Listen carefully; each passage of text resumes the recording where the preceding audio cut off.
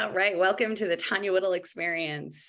Thanks for being here, Chrissy. So let's dive in. So the question that you asked me, and I have pretty much no background, like I have background on you, but I have pretty much no real background on this thing for you. So you asked the question, how could I believe in myself? Yeah. So tell me, give me like some background or sort of a scenario. Is there something in particular that you're dealing with that you're struggling to believe in yourself? Or like, is it in a number of places? Like, is it one place or a number of places? I would say it's in a number of places. Yeah. Okay. And any one place in particular that is sort of causing you to ask this question now? Like, what's something that's making you say, when I put this information out, or something that made you raise your hand and go, I want to solve this problem right now. So what is sort of the thing that's closest that's causing you, let's say, pain in this area right now that you want to solve this problem? I don't think it was any like in particular thing. I think it was just like I'm tired. Like it's time to get over myself. You know what I mean? Like I'm tired of always like coming up against this, no matter what I do.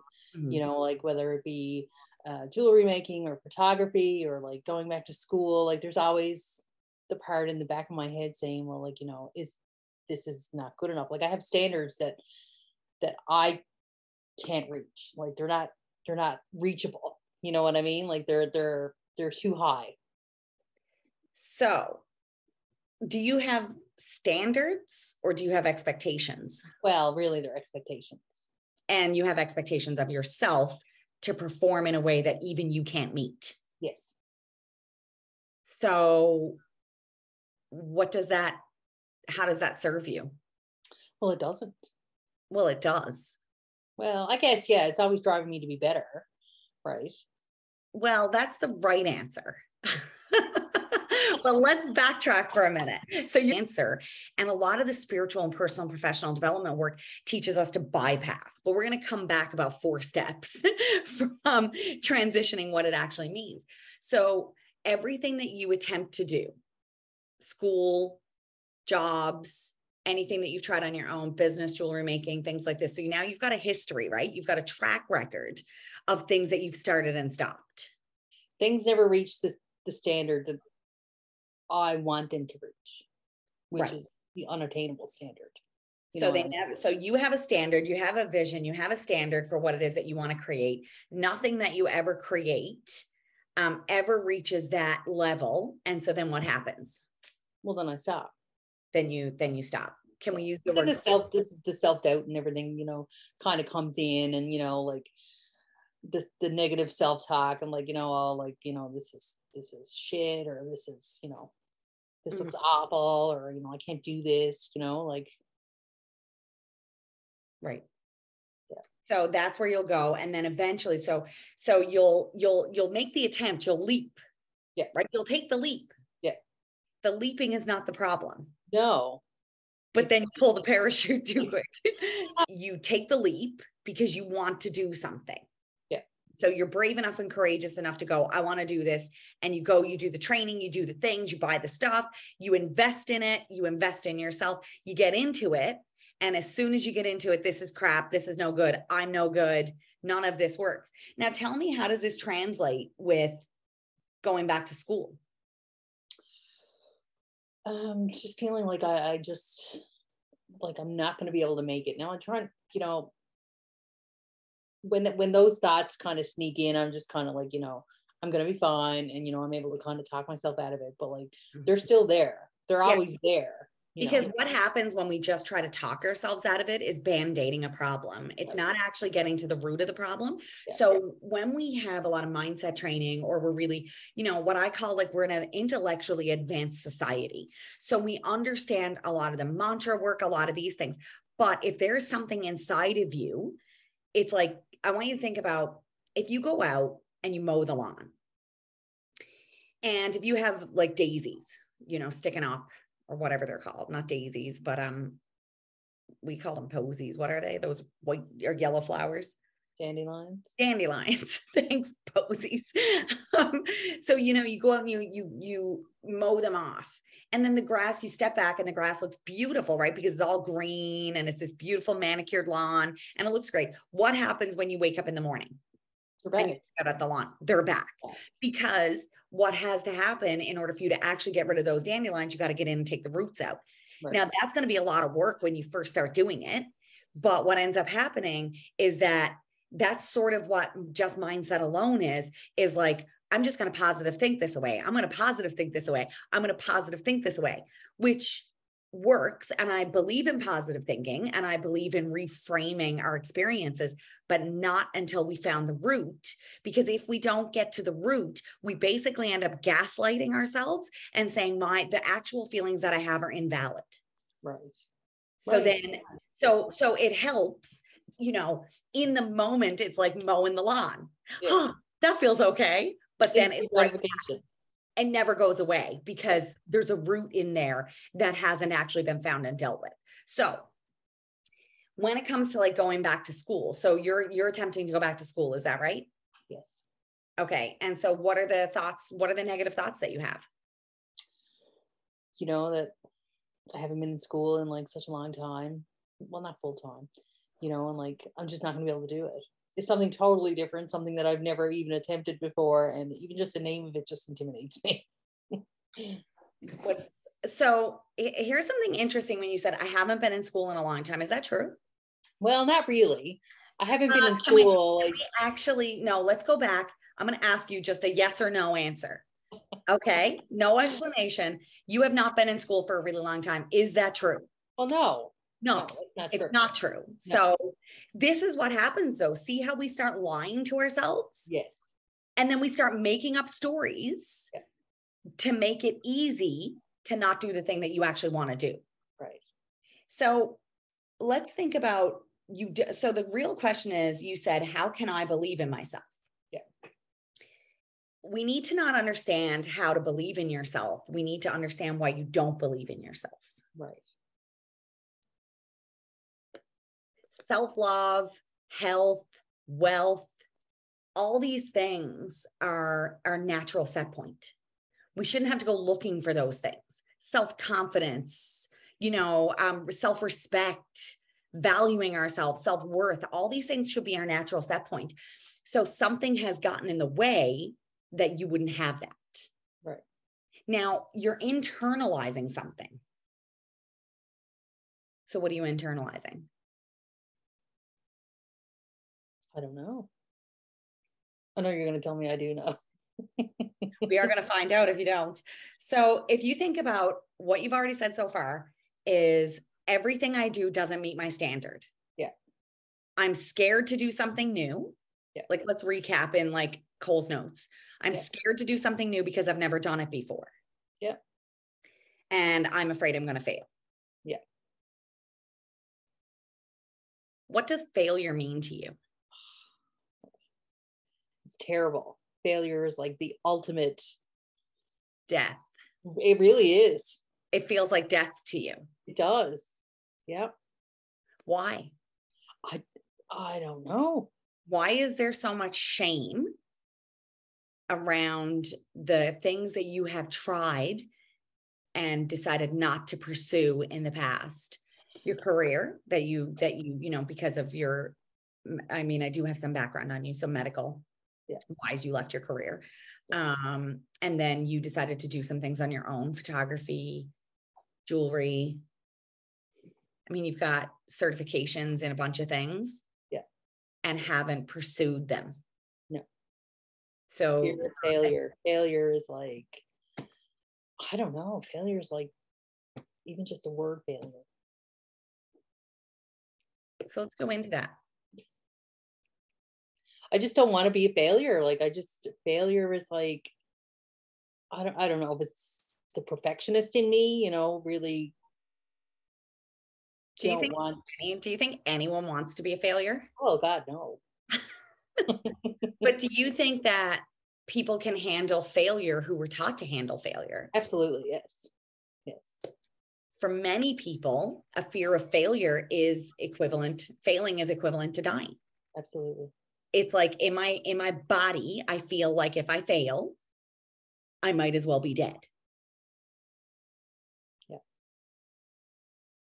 So where does that come from? Did anyone ever teach you that let me rephrase this. How many people in your life did you see accept failure? No one. How many people in your life did you ever see take a chance or take a risk? I've seen people take risks, but like not like huge risks, you know. What kind of risks have you seen people take?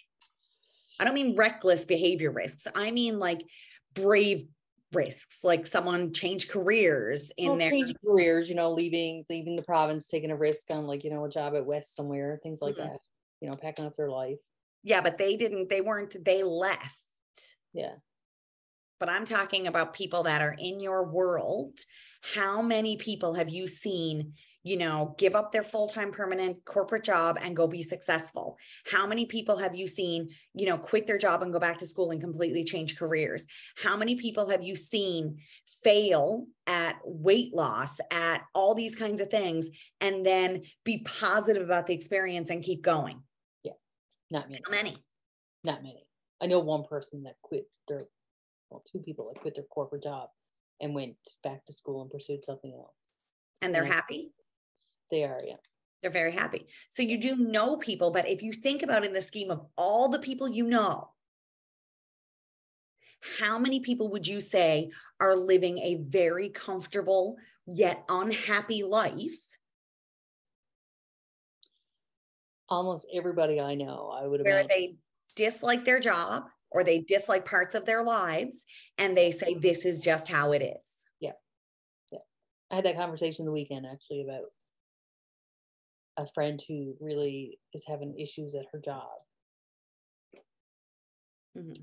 And, you know, the fear of changing a job is really keeping her where she is. Right. So here's what I want to ask you.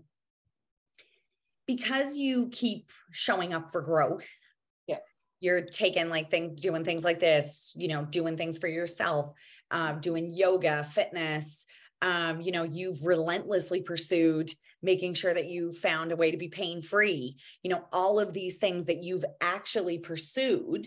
So do you believe there's a way? If you want it bad enough, absolutely. Because being pain-free was something that I really, really, really needed to obtain. And I did, because I was relentless in my search for it. Yeah. Is it really that you don't believe in yourself?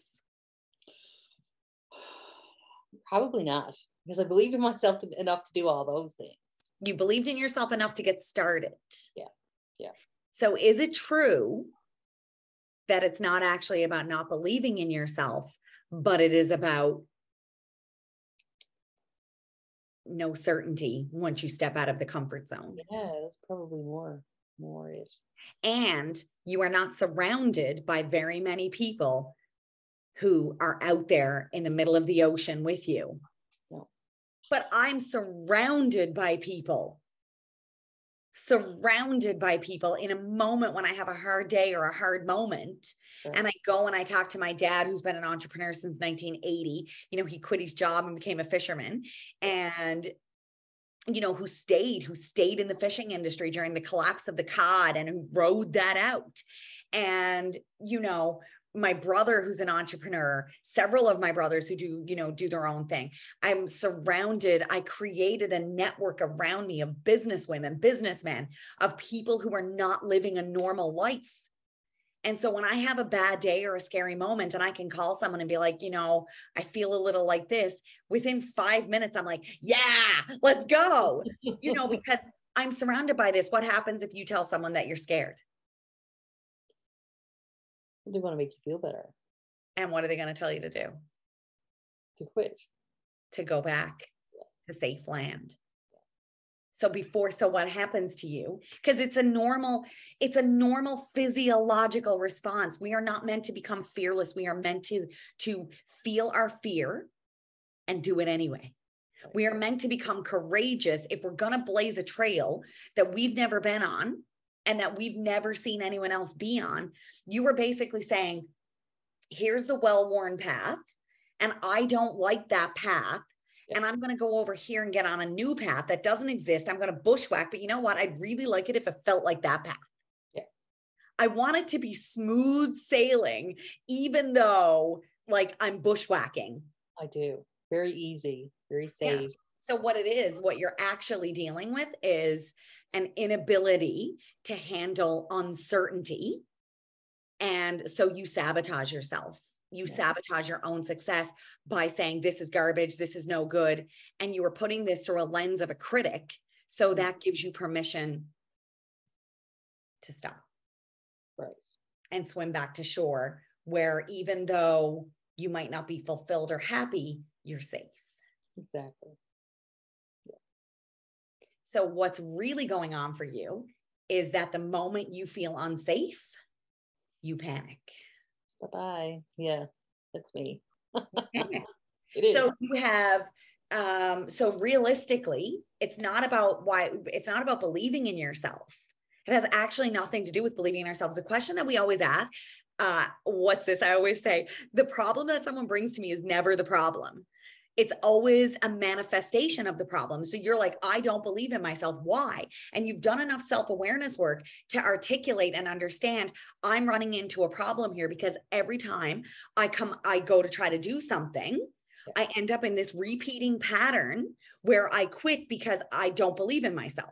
Yeah. But the reality is that every time you get outside of the nest, every time you get outside of the norm and what everyone in your world says is normal, what all of your peers are doing, what your family, what your friends, all of these networks that you have, probably a lot of your networks are also people who are choosing a safe road. Right. And so they want you to be safe. But you weren't born to be safe. Right. I wish I was. But you're not. And this is why you're never happy. Right. That's right. Yeah. It has absolutely nothing to do with why you keep chasing something, is because you're in an inner conflict with safety and variety. Certainty and variety are two very interesting things. So without going into too much detail here, them, but for people listening, there's 6 basic human needs that we all have.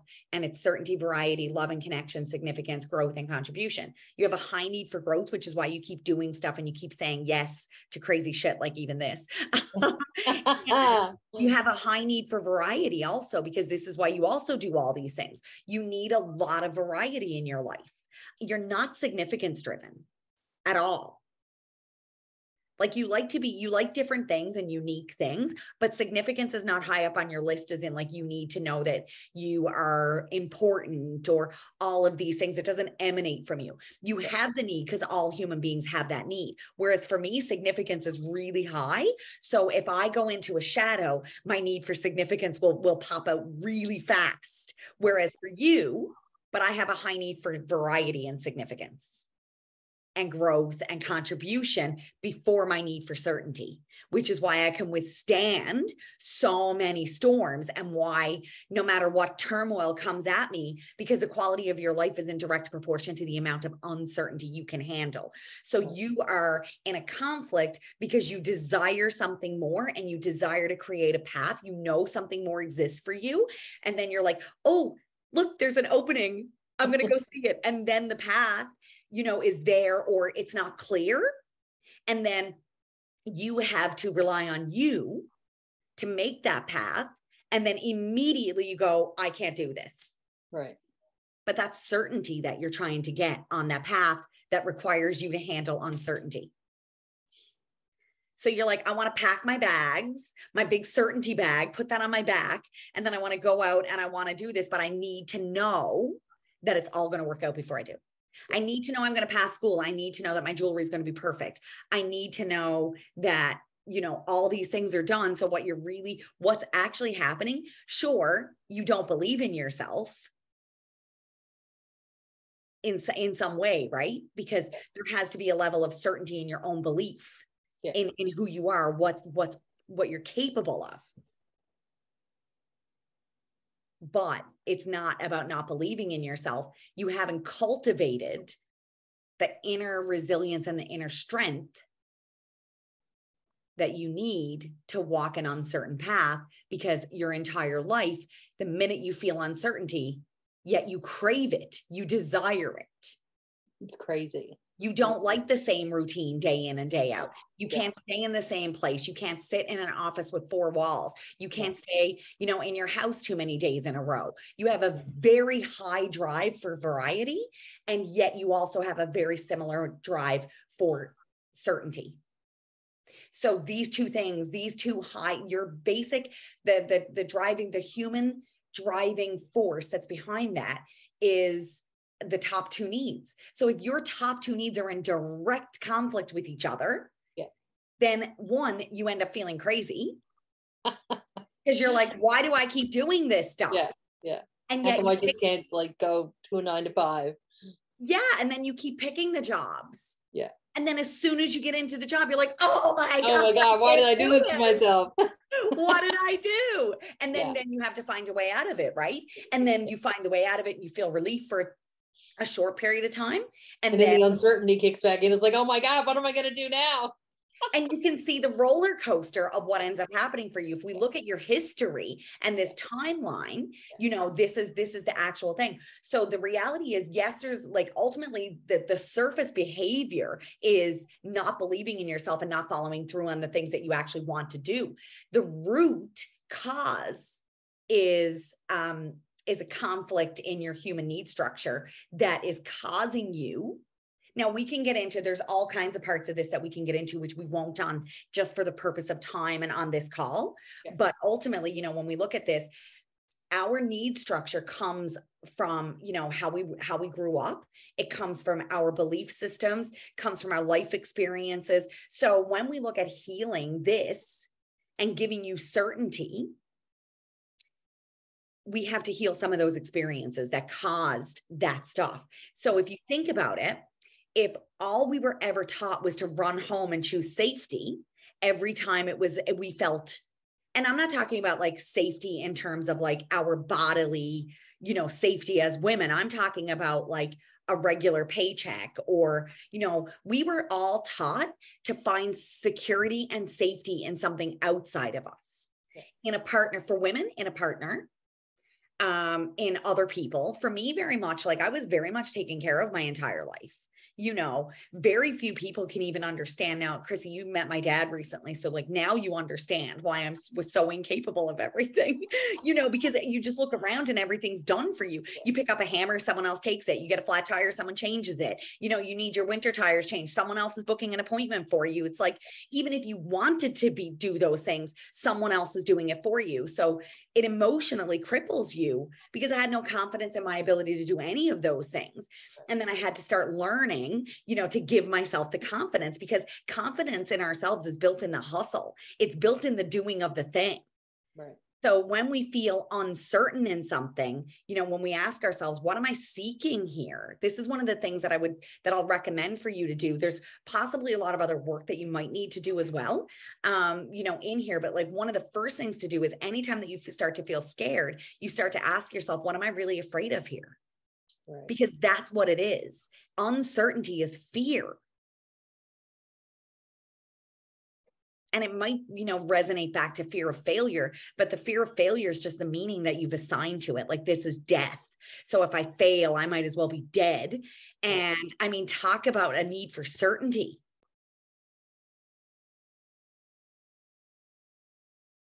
Do you see that? Yeah. If I fail, I might as well be dead. So goddamn, I can't fucking do anything that I might fail at. Exactly. Because it feels like death. So what you're actually, because of the meaning and the association and whether that comes from, I want to say like there's obviously there's a lot of conditioning from our families and our peer groups and our teachers and those things when we're children. But you've got to think back to like the capitalist society in general. It does not like rogues. Right. So our entire society is set up to say, oh my God, choose the safe route. get a job, earn a paycheck, get your pension. You know, how many times have I said it over the years? You know, our world has been taught pension over passion. Oh, absolutely. 100%. And so many things, the worst dreams and the most passions and the biggest dreams are in the graveyard because people were too afraid. Some of the greatest inventions that we've never seen have died with people because they were too afraid to leave this because, oh my God, what if I can't make it? What if my kids starve? What if, you know, I can't make it on my own? What if no one buys it? And people get so trapped in this fear because no one ever taught us that certainty doesn't come from outside of us. Right. What did the pandemic teach us? What's certain in the world? Nothing. Nothing. Yeah. Certainty is an actual illusion. How many people do you know that worked full time their whole lives and then just like 5 years before retirement, there's nothing in the retirement fund or they're laid off? Yeah. There is no certain, even the most certain of things are not certain. The only thing in life that is certain is uncertainty. Right. So, how do you believe in yourself? That's an inner job. It's about knowing who you are, what you're capable of, what you can withstand. It's about changing the meaning of failure. I know I'm capable of a lot.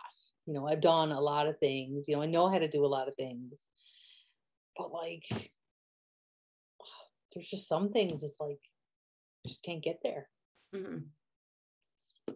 But you look and feel a bit different right now. Oh, yeah. Yeah. Because this is the first time where we've ever had this conversation about not believing in yourself. Yeah. And because it's not coming from you not believing in yourself. And now you know the root cause. Right.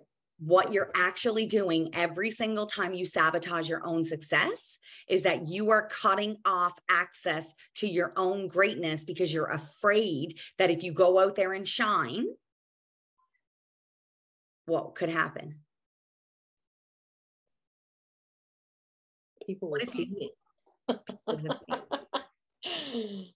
People would know you exist. Exactly. Yeah. And then what would happen? I don't know. I just feel I'd feel different about that. Kind of like to like sit on the back, you know, like you would feel exposed. Yeah, that's true. Yeah, but what are you hiding? Nothing really. That's not true. What am I hiding? Yourself. Oh, yeah. There's that. Well, I do hide myself. Absolutely. You're hiding your own greatness. You're hiding what you're good at. You're hiding what you're qualified for. Yeah. You're hiding behind perfection. Yeah. That you can't attain. You said, I have standards. You don't have standards. Perfection is the lowest expectation in the world because it's not achievable. So you set yourself up for failure, yet you're terrified of failure. So you might as well be dead. So you walk through the world every single day as if you're already dead because you just intentionally go out there and set yourself up for failure. I'm a walking contradiction, really. Yeah. And this is why your life is where it is. That's right. That's why all the things that you keep trying is because you're in conflict with your soul. Your soul wants one thing and your conditioning wants another. Right. Your soul is like, let's go live an amazing life and let's do an amazing things. And then you're like, yeah. And then you go out there and do it. And then your head is like, what are you doing? Because somewhere along the way, now let's go right to it. Somewhere along the way, you made a decision in your life that you wouldn't ever give anyone the chance to hurt you. Right. you either got embarrassed or shamed or something happened, especially for girls between 11 and 13. It's such a vulnerable time. And if anything happens for us that makes us feel shame at all, oftentimes this little demon will come out, and I call her the don't give a fuck girl. It's like where the arms get crossed, the foot gets stomped. No one will ever, I will never, ever. And I call that, in my world, I call that, you make a soul contract. And that's essentially a decision that's like written in blood, where we probably forget even all the things, but we adopt a new identity that says, I am none of those things. We push away the light, the greatness, like our art, our writing, all the things that are amazing about us. We push it away. And then we embrace this stuff like, I don't care. That's all stupid anyway. And I don't care about this. And I'll never fail. And I'll never be that person. And then we grow up to be adults who don't understand that that's our operating system. Right. That becomes your operating system. So if you think about it, you're a walking conflict, because your soul wants one thing, but your conditioning and this identity that you've taken on, sort of, I'm not, no one can make me. Right? Like there's that part that's like, I'm not, no one can make me. And now those two things are colliding as you're trying to move forward with your life. Because somewhere there, you made a decision that you will never fail and you will never be in that position. You will never put yourself in a position where you would be vulnerable. Yes. That someone would have something on you. Yeah. Or that they would know things about you that you didn't want them to know. Somewhere in there, you made that decision, right? Yeah. As soon as I said you wouldn't be vulnerable, you're like, oh yeah, my God, that feels right. Absolutely. I can feel that. Yeah. You can feel it in your body. Oh, that was totally me.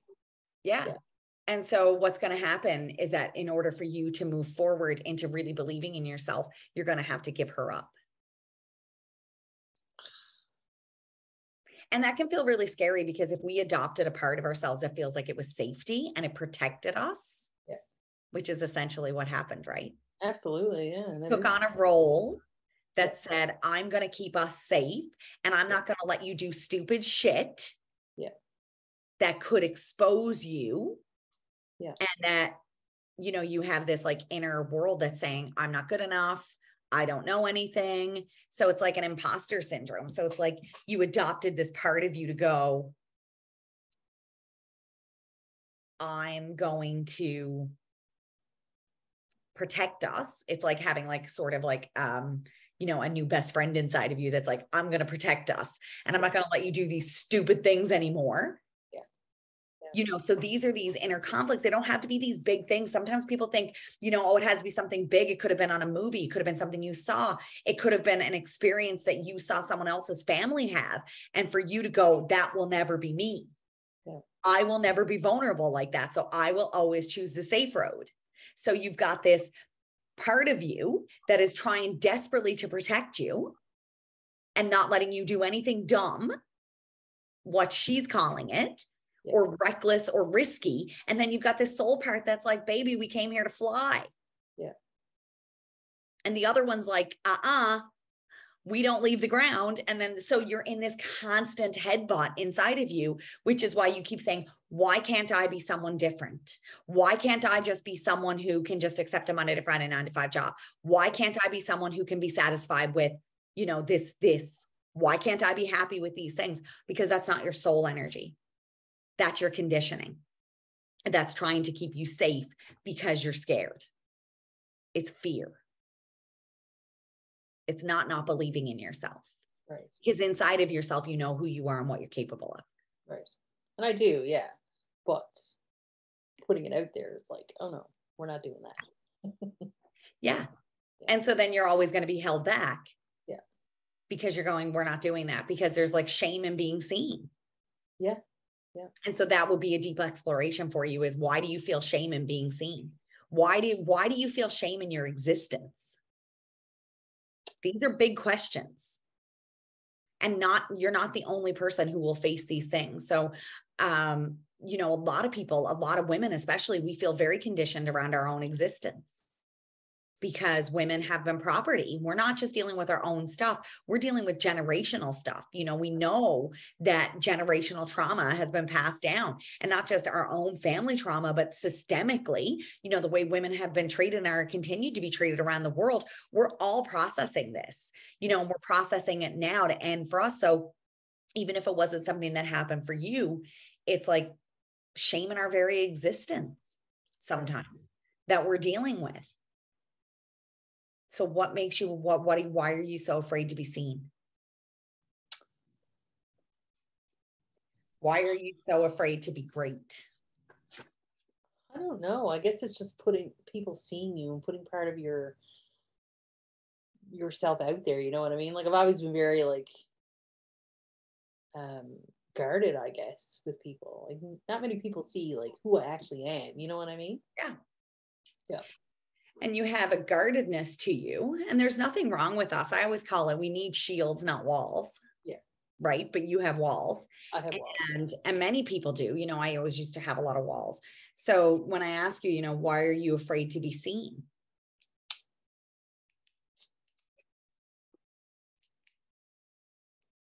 What's under that? I don't know. That if people see you, so if you changed who you were and people don't like you, what does that mean? I don't really care. Don't really give a fuck. Oh. But what if you were your most authentic self? Well, that would suck. Yeah, that would probably suck. That would probably make me feel bad. Why? I don't know. Like, what does it matter? Like, what does someone's opinion matter, really? I mean, logically, I know that like someone's opinion doesn't matter, and I say this all the time. Yeah, yeah. And you teach your children, right? Oh yeah. All this. However, we can't teach what we don't have. So let's back this train up and make sure that you get it. So when you think about it from this perspective, actually, let's not think about it. Let's feel about it. You know, that if you were who you are and you were willing to put your work and your life and yourself into the world just as you are, and people didn't like that or didn't accept that, or they rejected your work or your photography or anything, if you were the most authentic version of yourself, when no one's watching, when there's no cameras on, when there's no one around, when it's just you and the dogs. Well, I'd probably feel not good enough, I guess, really. You know. Right. So what's the question? What's the real question? Why am I not good enough? Is that it? Yeah. You didn't have to ask me, was it because you knew? Yeah. So is the question, why don't I believe in myself? Or is the real question, why am I not good enough? Right. Do you feel the truth? Yeah.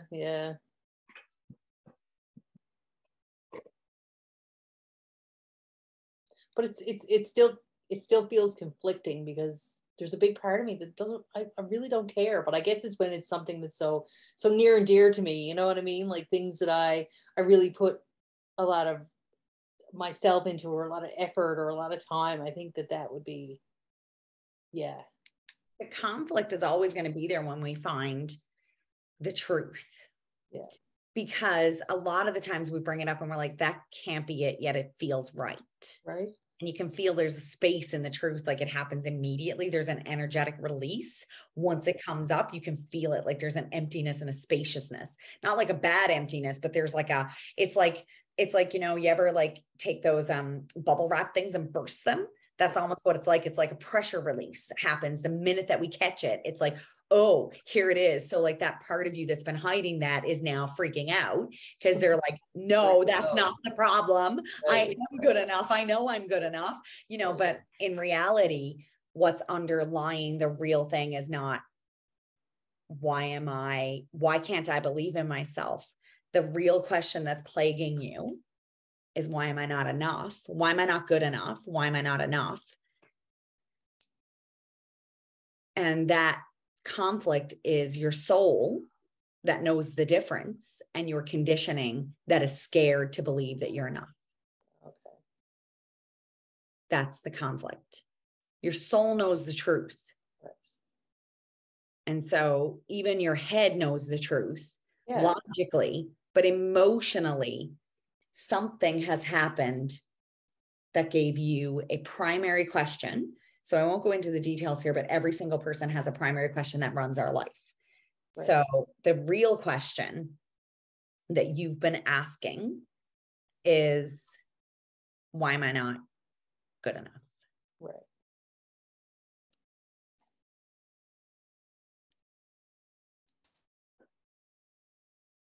So that's it.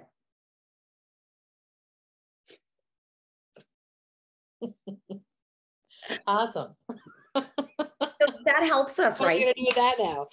So, well, you know, sometimes it's not as easy to tell us what to do with it as it is to find it, you know, right. but you know, the Coles Notes version of what we do with this is, one, we have to actually understand the real root of the problem. So the real root of the problem is not that you don't believe in yourself. It's that you don't feel like you're good enough.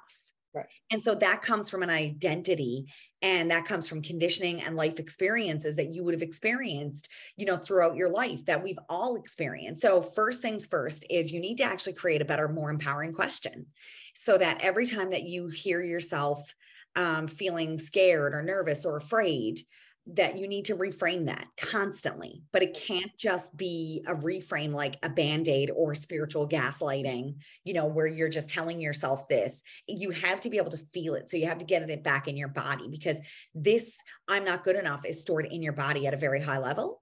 Right. So in order for you to reframe that, this is going to have to be something that has to then energetically shift for you. Okay. Not just mentally shift, but really energetically shift. And a big part of that energetic shifting is going to be to find out what experiences underneath this cause this. You know, where is this? And so the more questions that you start asking yourself, the more answers that you will get.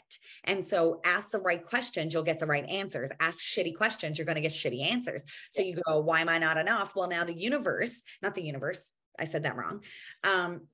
You ask yourself, why am I not good enough? And then your brain, which is designed to keep you alive, not happy. So you have to condition and recondition your thought process around the things that you've been believing for a really long time. You know, if you've been believing this for a really long time, for most of your life, then now you've got to repattern and recondition that and rewire your central nervous system. So that means allowing it to come up and not stuffing it down. And one of the things that I find a lot of our mindset work teaches us is to just sort of stuff it down and go, oh, that's a bad thought, I'm going to think something different. Instead, what I encourage people to do in all my work is to bring it up. When you feel the fear, you bring that fear up and be like, what do you want me to know? What are you scared of? You know, and then once you get it up, like sometimes that's how it dissipates. Whereas if I just go, oh, look, I feel fear. And then I'm going to be like, I'm not scared. I'm not scared. I'm not scared. If I just like do a fucking mantra where it's like, I'm brave, I'm brave, I'm brave. But like, if I didn't find out what's in there, so you got to bring it up. You got to go, dear fear, what's in there? Like ask it to come up. And then as it comes up, you will then be able to, you know, understand what's there. You'll also see any experiences that might need to be healed, that are attached to it. You might find some conditioning or life experiences or any of these things that are attached to it. And then you continually repattern and walk through those things. So the part that I feel like, you know, a lot of my work deals with is that inner guts part where a lot of people skip over. So instead we just do what we just did, which is bring it up. Right. What is it? What's in there? Keep asking questions. And the more questions that you ask, you'll get more answers. And the more answers you get, the more insight you get into what's actually going on. Ask more empowering questions, get more empowering answers. Ask better questions, get better answers. If you ask shitty questions, you're going to get shitty answers. So, you know, when I said earlier, like your brain is not designed to make you happy. So your brain is designed to find the answer to the questions you ask. So you ask the wrong question and then your brain is like, hey, well, you fucked up jewelry. Hey, you fucked up your career. Hey, you fucked up your back. Hey, you fucked up this. Hey, you fucked up that.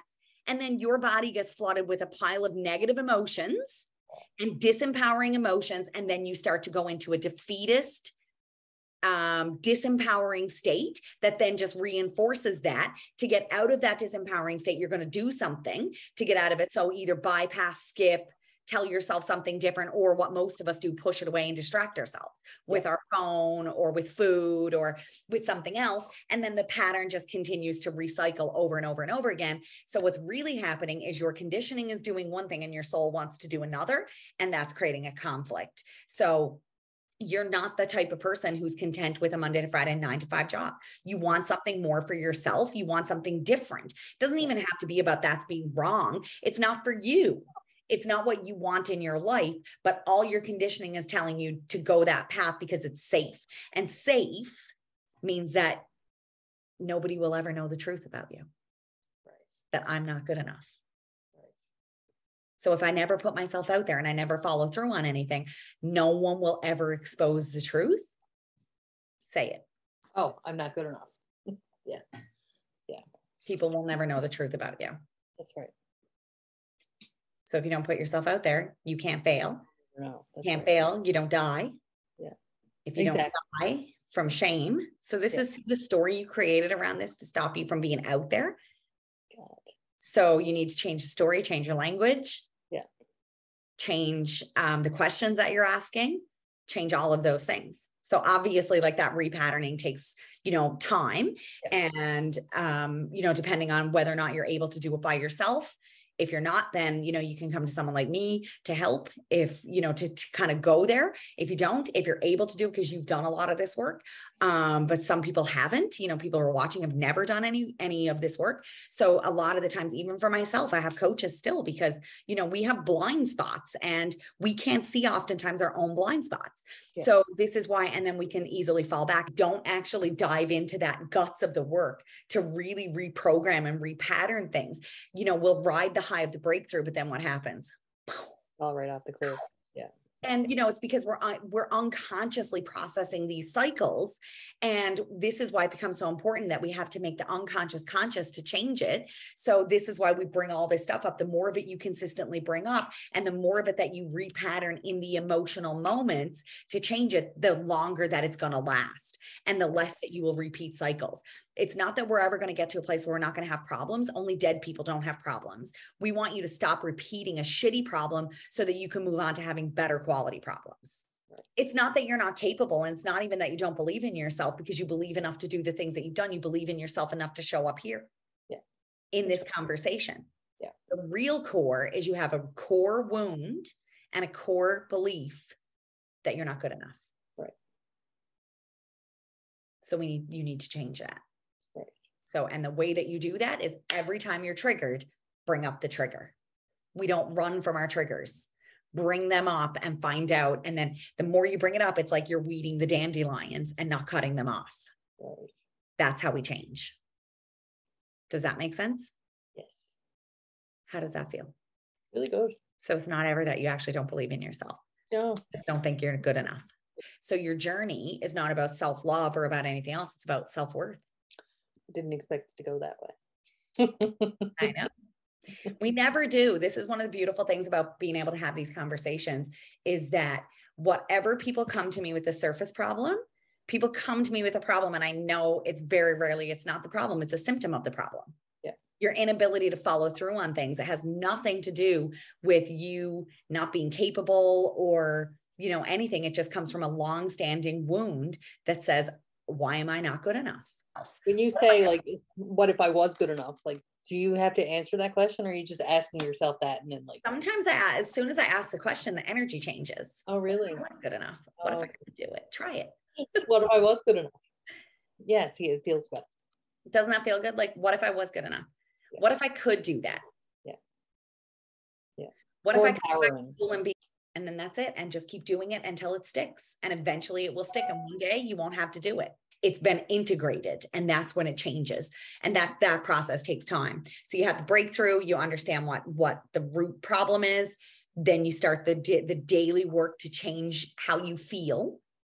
And then you step out the other side. So it's not that you're not good enough. It's not that you don't believe in yourself. It's that you're carrying a core wound that I'm not enough. So you need to change the question, ask better questions, get better answers. Awesome. On that note, I will actually go. Okay. Thank you so much for tonight. Thank you. I really appreciate the call and I'm sure everyone else does. And, I'll see everybody back here again on the Tonya Whittle Experience. See you back here next week.